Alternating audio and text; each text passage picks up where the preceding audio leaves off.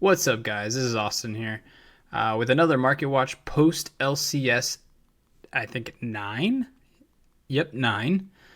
And the market's going crazy with some of these really spicy techs that some of these players are playing. And let's get into those. First place, Luke Coogan. He beat Jesse Cotton in the finals with against Drytron. He's got a very interesting card that sticks out that's really been getting bought out that we will get into, and that is Chao Feng, Phantom of the Yangzing. The reason why this card's interesting is you can make it's a level 9 synchro to make VFD, but also you can pop it with Chuche to search a tuner.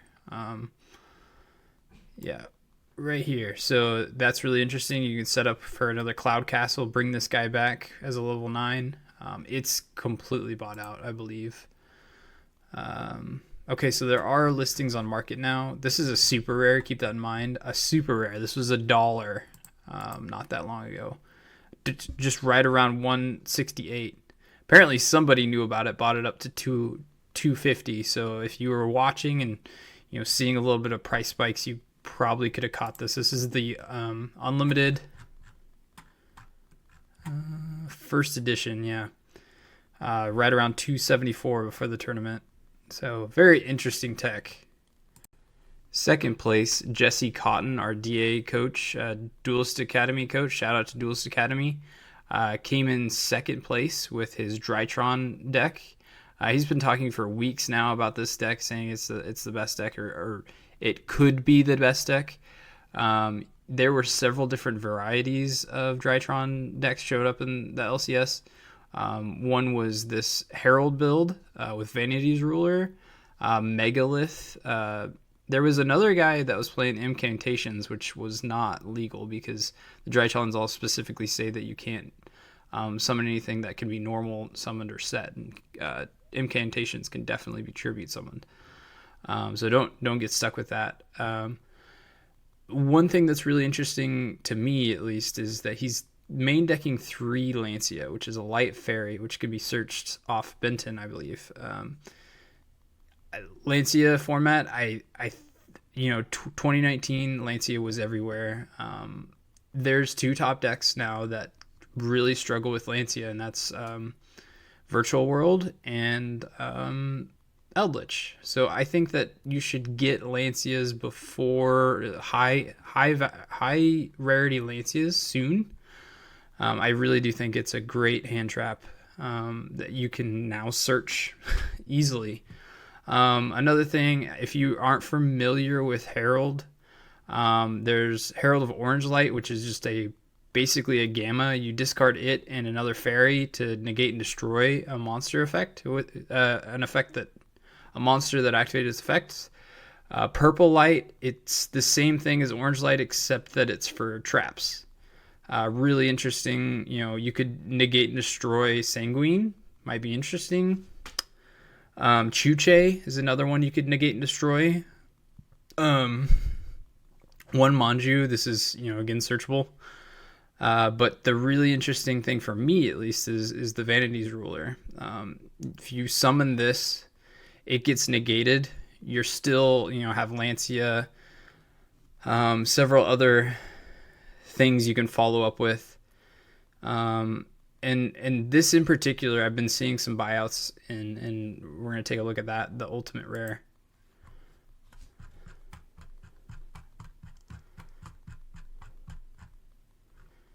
Yeah, so Ultimate Rare, Vanity's Ruler getting bought out quite a bit. This is Unlimited, going to 52 from its, fairly consistent 44. But first edition just got completely taken off the market from $50 price point. It's now $350. Let's see if quantities have gotten back into the market for this card. $14.98 for damaged. Again, this tool only shows near mint, so we'll look at near mint. Yeah, first edition. There's only 2 here, so $250 still a huge price tag for this car. You might think about selling this because it's got several printings of this card. although this is the highest rarity, so you might want to just think about it if you're sitting on these. Herald of Purple Light also, getting a little bit of a price spike. This is kind of a lot for this card, first edition for a one of. Might think about it though, just keep an eye on this card. Also, the Herald of Orange Light, the ultimate rare, is getting more expensive, $44.95. Its original buyout or price spike was $65. So you might keep an eye on this one as well. It's a hand trap.